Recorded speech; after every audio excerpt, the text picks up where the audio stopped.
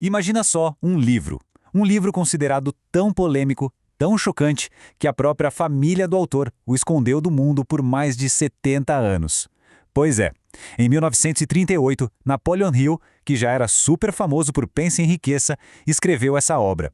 E hoje a gente vai mergulhar fundo no que tem lá dentro. Olha, a premissa do livro é uma das coisas mais ousadas que já se viu na literatura.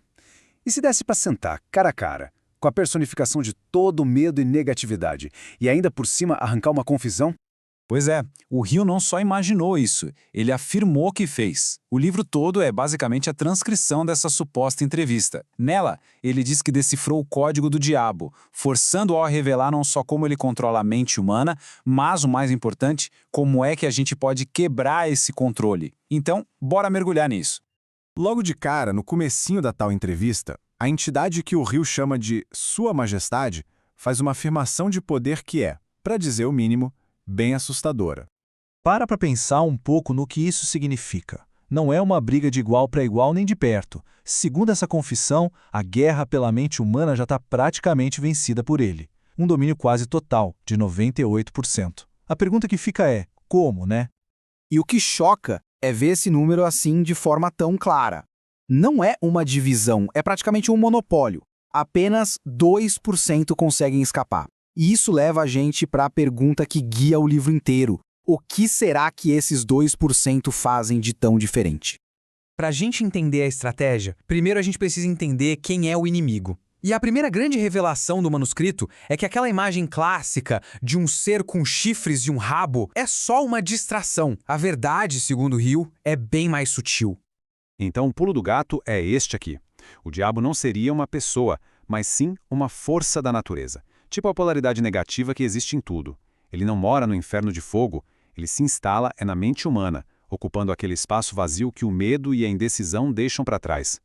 E essa citação, olha, ela resume perfeitamente o jeito que ele age. Ele não precisa criar o mal do zero. Ele simplesmente pega carona na negatividade que já existe dentro da gente. A matéria-prima dele são os nossos próprios pensamentos. Ok, se o campo de batalha é a mente, qual é a principal arma dele? A confissão revela um conceito central, um estado mental que ele cultiva com muita esperteza, a alienação. No texto original em inglês, o termo é drifting. Pensa num barco sem leme, à deriva no oceano. A pessoa alienada é assim. Ela não tem um destino, um propósito claro, então ela é simplesmente levada pelas ondas. As ondas da opinião dos outros, dos medos, das circunstâncias. É uma passividade mental que deixa a porta da mente, digamos, escancarada. Aqui o contraste fica gritante. De um lado, uma reação passiva à vida. Do outro, a criação ativa de uma vida.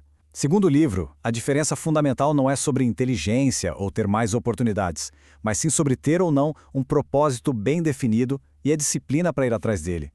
E olha, essa tal de alienação não acontece por acidente não. De acordo com a entrevista, existe quase que um manual, um sistema para cultivar esse hábito nas pessoas, e isso começa desde a infância. A base de tudo, a fundação mesmo, são esses 6 medos universais. Eles são como sementes que, uma vez plantadas na mente, acabam paralisando o pensamento independente e criam o terreno perfeito para a alienação crescer e tomar conta. Esse sistema todo começa bem cedo, usando as instituições de maior influência. A crítica do Hill aqui não é contra a escola, a família ou a religião em si, mas sim ao método. Muitas vezes ensinam o que pensar, em vez de como pensar. Ao encher a mente jovem com dogmas e fatos sem estimular o raciocínio próprio, o que se está fazendo é preparar um futuro adulto alienado.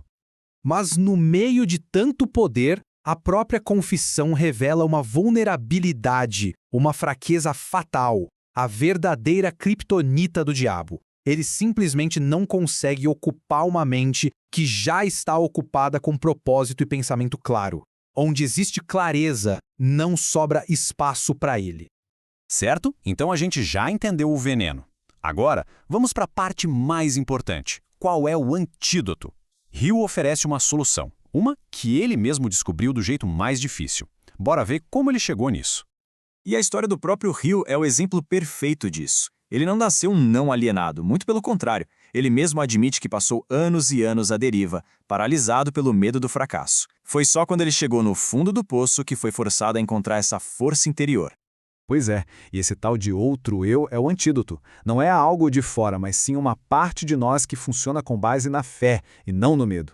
É a nossa capacidade de acessar uma calma, uma clareza que vai muito além do pânico e da dúvida que o diabo usa como porta de entrada.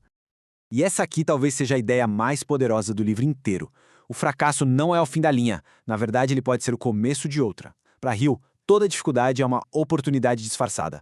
Um chamado para a gente silenciar o medo e acordar esse outro eu. Foi o maior fracasso dele que o levou à sua maior descoberta.